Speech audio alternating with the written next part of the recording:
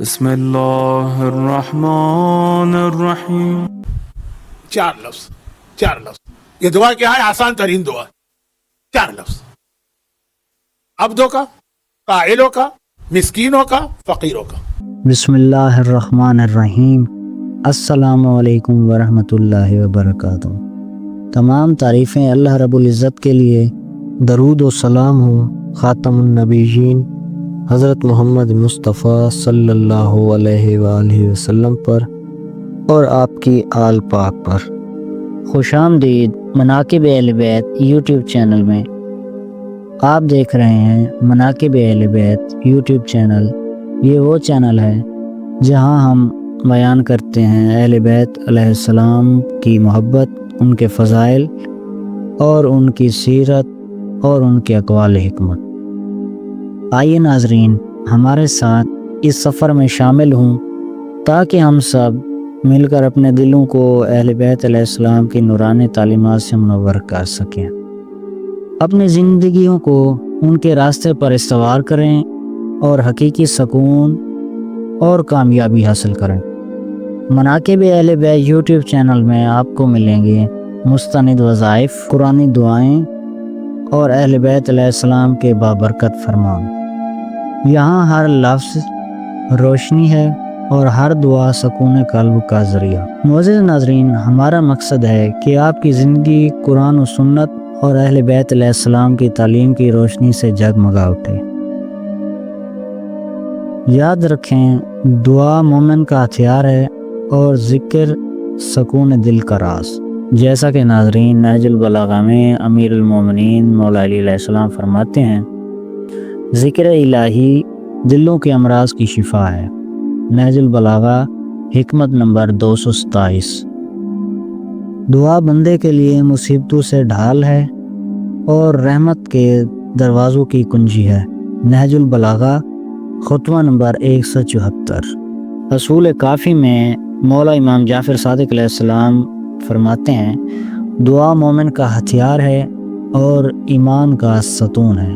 اصول کافی جلد نمبر 2 صفحہ نمبر 468.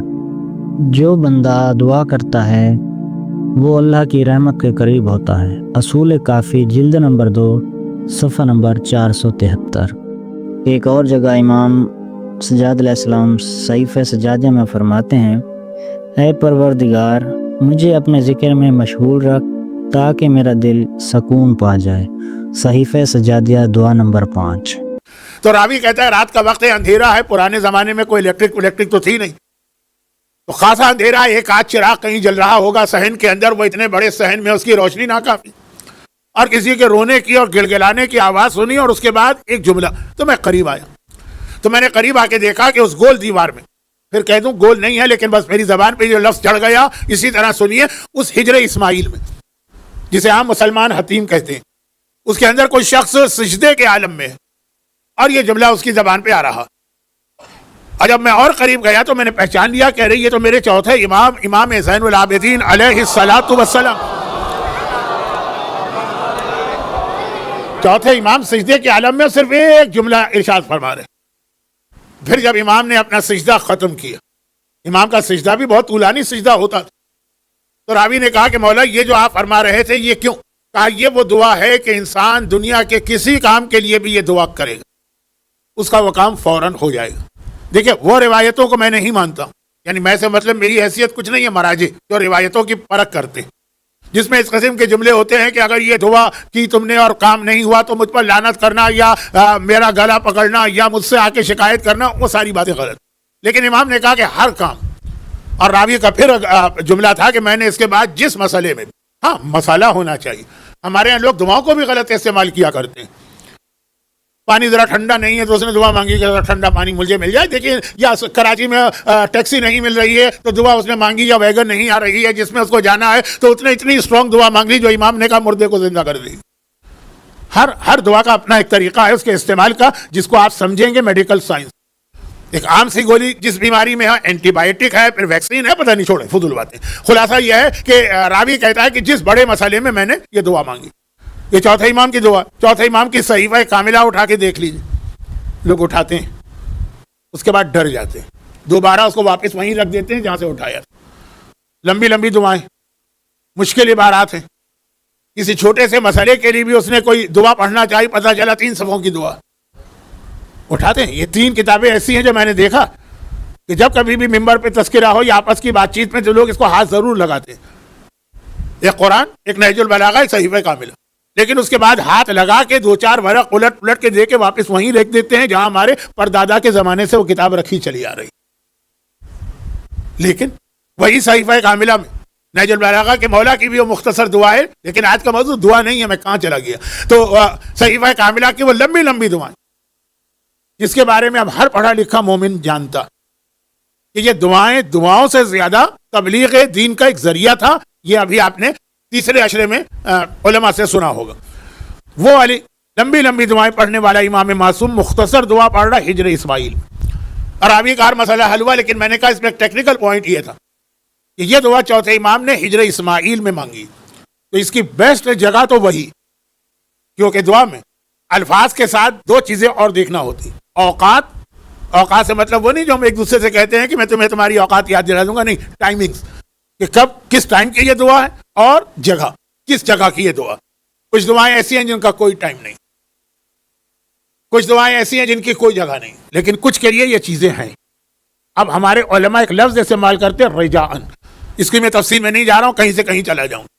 اس کے بعد اس لفظ کے استعمال کے بعد پھر آپ مثلا شب جمعہ کی دعا شب بدھ بھی پڑھ سکتے ہیں، اور پھر اس کے بعد آپ خانہ کعبہ کے پردے کی دعا کو اپنے گھر کے پردے کو پکڑ کے بھی پڑھ سکتے ہیں۔ رجاءً کا لفظ جو آج کل ہر پڑھا لکھا آدمی جانتا ہے، تو اصل دعا تو اس جگہ کی ہے، لیکن وہی انگریزی کا محاورہ some thing is better than nothing, من لم یدرک الکل لم یدرک الکل، مولا کا فرمان ہے اصل میں، جسے پوری چیز نہ ملے تو جتنی ملے اتنی تو کم از کم حاصل کر لے۔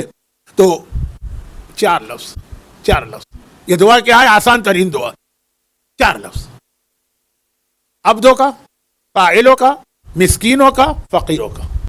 اور اس میں کون سا لفظ ایسا ہے جو اردو یا پنجابی بولنے والوں کو نہیں پتا؟ عبدوں کا، مسکینوں کا، سائلوں کا سائل، مسکینوں کا مسکین، فقیروں کا فقیر، لیکن صرف ایک لفظ کے اضافے کے ساتھ۔ یہ لفظ بھی زیارت کی وجہ سے ہمارے ہاں بہت مشہور۔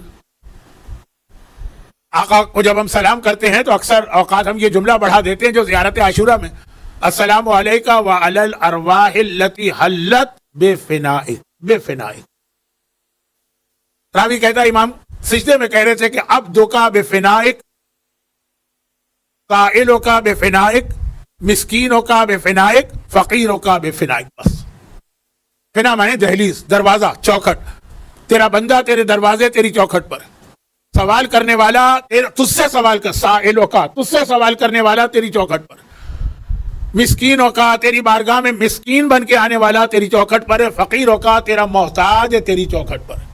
بس ایک جملہ، جتنی دیر امام نے ذکر کیا وہ کیا، کیونکہ امام تو یہ دعا کسی حاجت کے لیے نہیں مانگ رہے ہوں گے، لیکن پھر راوی کہتا ہے کہ زندگی میں میرا کوئی مسئلہ نہیں رکا جب کبھی بھی یہ دعا میں نے سجدے کے عالم میں اپنے شہر میں بھی پڑھی تھی۔ معزز ناظرین، اگر آپ کو یہ ویڈیو پسند آئی ہو تو اسے لائک اور شیئر ضرور کریں، اور ہمارے چینل مناقب اہل بیت کو سبسکرائب کرنا نہ بھولیں۔ جزاک اللہ۔